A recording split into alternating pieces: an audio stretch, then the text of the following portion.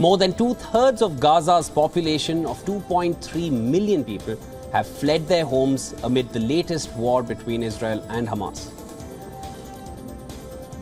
More than 11,500 Palestinians have been killed, according to Palestinian health authorities. 2,700 people are reported missing. Around 1,200 people have been killed on the Israeli side. Mainly civilians have been killed during Hamas' October 7th attacks. Now, the Israeli military says 52 of its soldiers have been killed as well.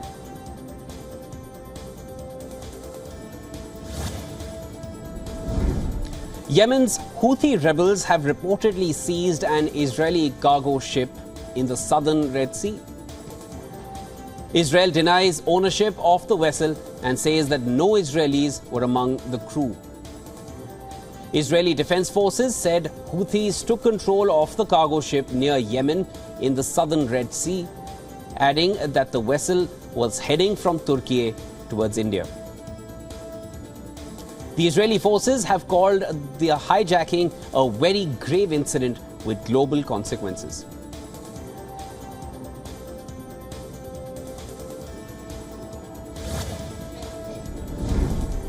Japan is seeking the early release of crew members of a British-owned and Japanese-operated cargo ship, which was seized by Yemen's Houthis in the southern Red Sea. Japan's chief cabinet secretary clarified that there were no Japanese nationals on board. Japan firmly condemned the act and was working with the countries concerned for the early release of the vessel and its crew.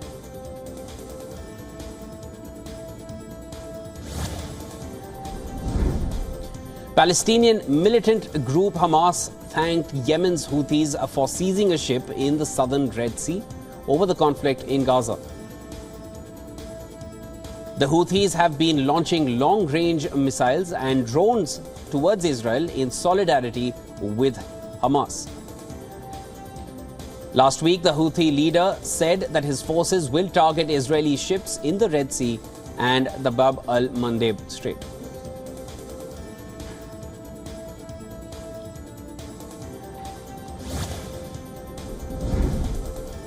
Israel has published a video of a tunnel purportedly dug by Palestinian militants under the Gaza Strip's biggest hospital.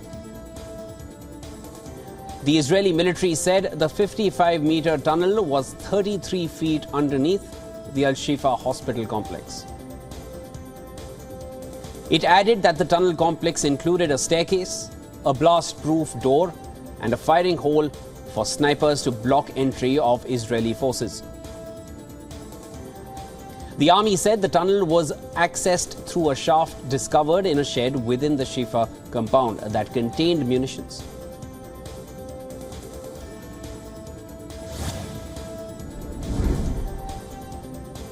Israel's military released security camera footage claiming to show hostages being brought into the hospital on the 7th of October after being kidnapped during Hamas attacks on southern Israel.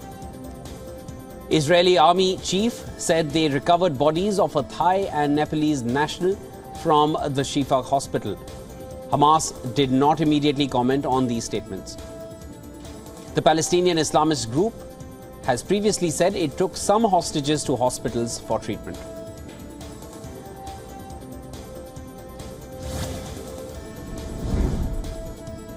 Hamas has released a video of its fighters in action near the Rantisi Pediatric Hospital with Israeli tanks. Reuters was able to verify the location of the video by comparing the colors, shapes, lettering, and design structure of the building with matching file and satellite imagery of the area. The Israeli military has focused its operations on hospitals across northern Gaza after accusing Hamas of setting up major command and control centers beneath the medical facilities.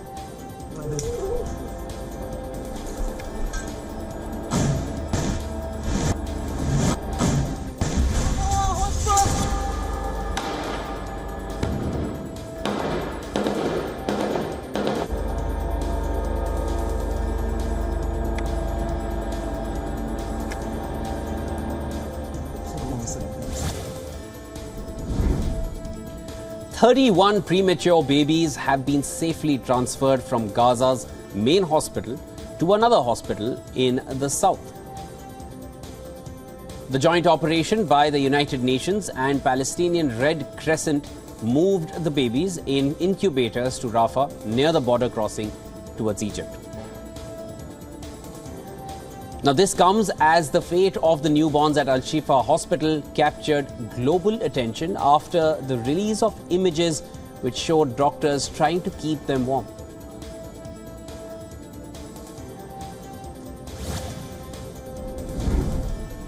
Iran's supreme leader Ayatollah Ali Khamenei appealed to Muslim states with political ties with Israel to temporarily suspend them. And this comes weeks after he called for an Islamic oil and food embargo on Israel. The Iranian supreme leader condemned Israel and its Western allies for their war on the Gaza Strip. Khamenei said the Zionist regime is a symbol of racism, adding that Western backing for the weeks-long bombing of the enclave means Western leaders also believe in racism and they see nothing wrong with it.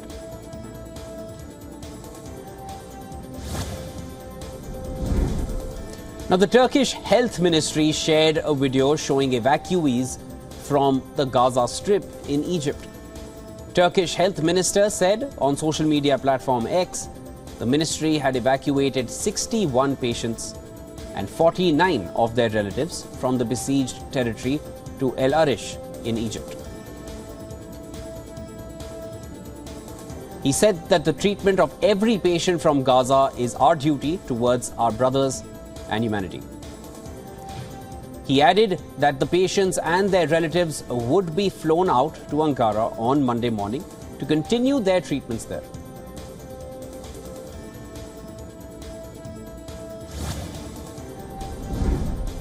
In Pakistan, thousands of people demonstrated in support of Palestinians in the Gaza Strip and condemning Israeli attacks during a rally in Lahore.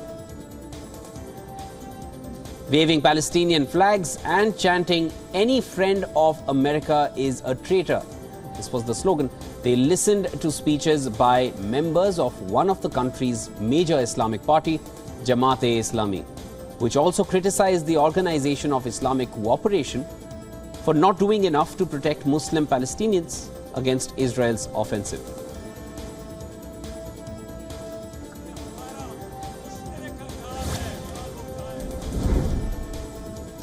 Some updates from the Ukraine-Russia war.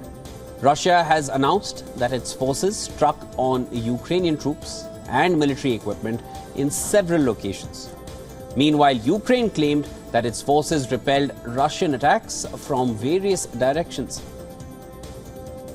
Now, the Russian Defense Ministry said in a briefing that Russian forces have repelled Ukrainian offensives in the directions of Kupiansk, Krasny Liman, and Donetsk in the past 24 hours.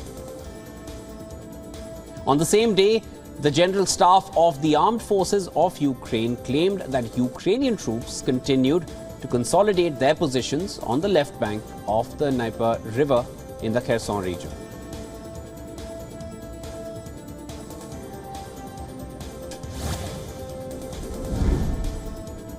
More than a dozen fishing boats were destroyed after a massive fire at a harbour in Visakhapatnam. An Indian Navy vessel had to be brought in to bring the fire under control over multiple fire engines struggled to douse the flames. The senior police officer said that diesel containers and gas cylinders on the boats added fuel to the fire and the entire jetty area was up in flames. Fishermen suspect some criminals set the boats on fire. And there is also suspicion that the fire was triggered by a party in one of the boats.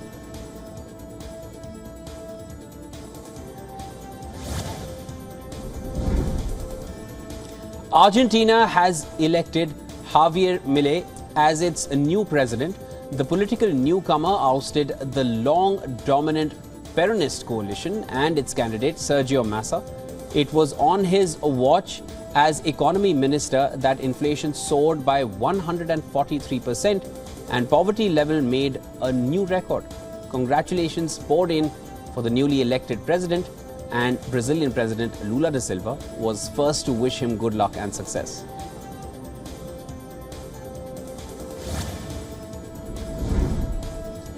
North Korea denounced the United States' potential sale of missiles to Japan and South Korea, calling it a dangerous act that raises tension in the region and brings a new arms race.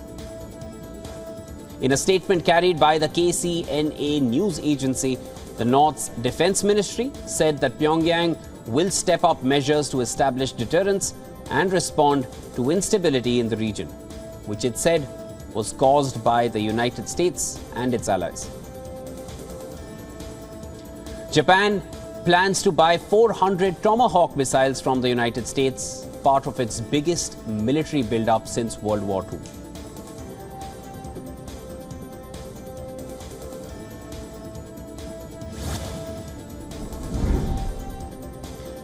South Korean President Yoon Suk-yeol will be arriving in Britain for the first state visit by a foreign power since the coronation of King Charles III. He will meet the king on Tuesday before a summit with Rishi Sunak on Wednesday, when the two are expected to discuss defense cooperation. During the visit, the South Korean leader and his wife will receive Britain's traditional royal pomp and ceremony. King Charles III and Queen Camilla will formally welcome the president and his wife, Kim Kyung-hee, during a ceremony at Horse Guards Parade in London.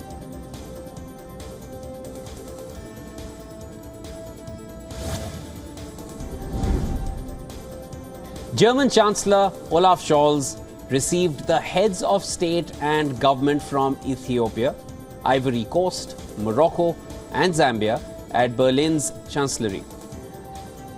This is a day before hosting the G20 Compact with Africa Investment Summit in the German capital. Leaders from more than a dozen African countries are heading to Germany for the event, which aims to bolster private investment. European Commission President Ursula von der Leyen, French President Emmanuel Macron, and Dutch Prime Minister Mark Rutte will be among those attending the summit in Berlin.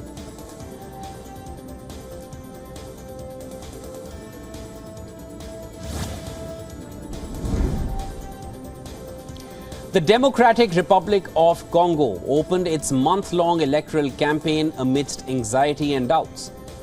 Some 44 million registered voters out of a population of nearly 100 million will elect a president on December 20th. The election comes amid a tense political climate and fighting in the east of the country. As president is seeking a second term with this election. Meanwhile, the opposition has criticized the upcoming election as botched.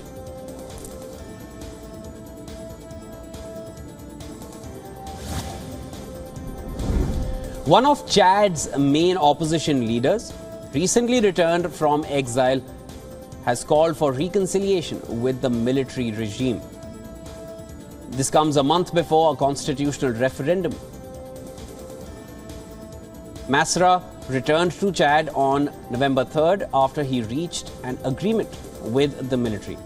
The agreement included a general amnesty for those responsible for the killing of demonstrators on October 20th, 2022. The rest of Chad's opposition, many of whose leaders remain in exile, have denounced the agreement. They are calling for a boycott of a referendum on a new constitution, which is scheduled for December 17th. It is due to set the stage for free elections and a return to civilian rule.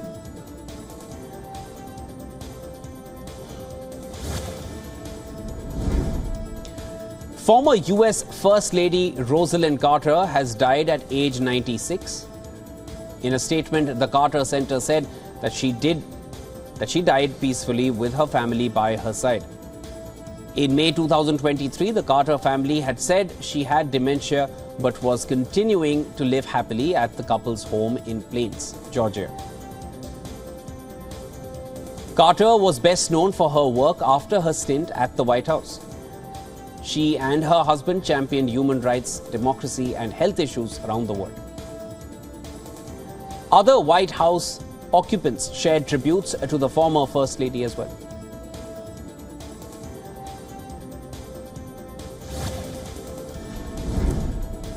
Former US President Donald Trump returned to the US-Mexico border for a visit as he promotes a hardline immigration agenda that would be far more expansive than the policies he pursued during his first term as president. Trump served meals to Texas National Guard soldiers, troopers, and others who will be stationed at the border over Thanksgiving. He was joined by a longtime ally, Republican Governor Greg Abbott. Abbott said that Biden's border policies pose a danger to communities across the United States. He credited Trump with cutting border crossings to the lowest point in decades during his presidency.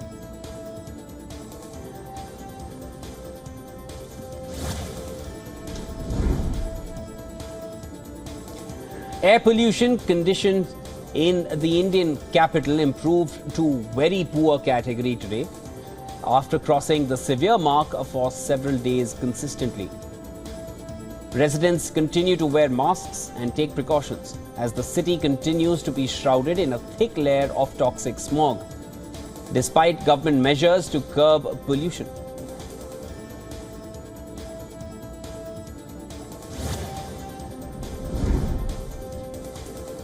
Strong wind and rain lashed a refugee camp in Gaza's Khan Yunis as residents worked to keep their temporary shelters standing. Plastic sheets used for the shelter's walls and roofs were whipped in the wind, while rain created large puddles on the ground between tents at the UNRWA Vocational Training Center in the Mawasi area of Khan Yunis.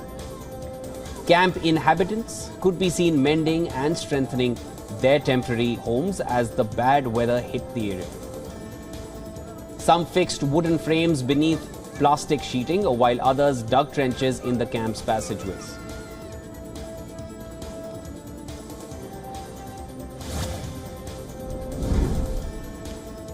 Six people were killed in flooding and landslides triggered by heavy rains in southern Brazil. Major property damage were reported in some cities as thousands of people sheltered in gymnasiums. Several towns in Rio Grande do Sul were flooded when the Taquari River overflowed its banks. Some streets were completely covered with mud and trees were uprooted. Southern Brazil has been hit hard in recent months by extreme weather events such as torrential rain and cyclones in September that left over 50 people dead.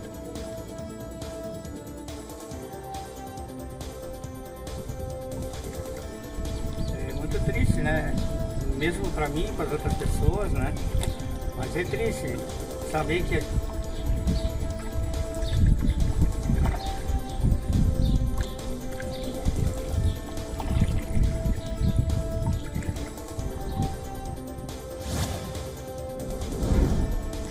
At least 21 people, including 3 children, died after heavy floods in the Dominican Republic over the weekend.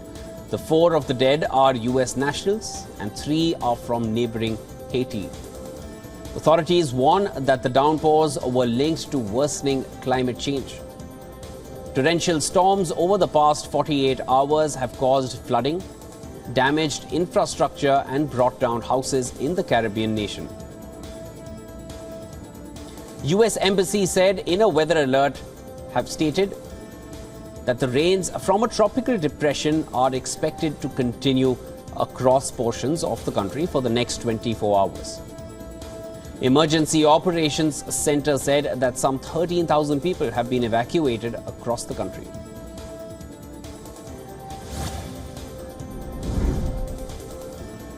Oil futures nudged higher on expectations of OPEC Plus, considering deeper supply cuts. The optimism follows a 4% gain on Friday prompted by hints of additional cuts during the November 26th OPEC Plus meeting. Goldman Sachs suggests deeper cuts may be on the horizon, considering falling speculative positioning and rising inventories. Analysts predict WTI prices could approach $80 if OPEC Plus announces further cuts. Meanwhile, sanctions impact Russian crude trade, and in West Asia, progress is noted in freeing hostages despite the ongoing conflict.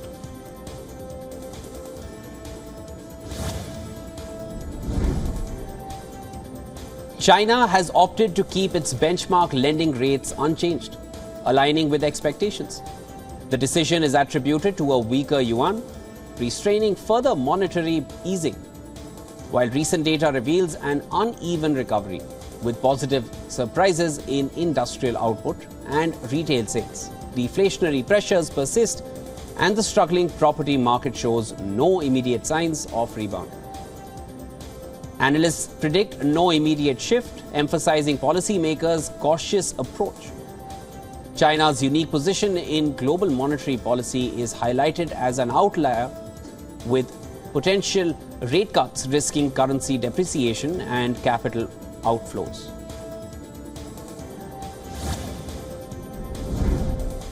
The Consumer Financial Protection Bureau, known for its stance against Wall Street, is redirecting its focus towards big tech. The proposed regulations target payment services and smartphone wallets from industry giants like Apple and Google, asserting that their scale and scope now rival traditional banks. This unexpected shift offers a competitive advantage to banks facing a barrage of new rules. The rule would subject tech leaders to heightened supervision, requiring compliance with privacy protections and regulations on executives' conduct. Notable players like Apple, Google, PayPal, and Cash App could be affected.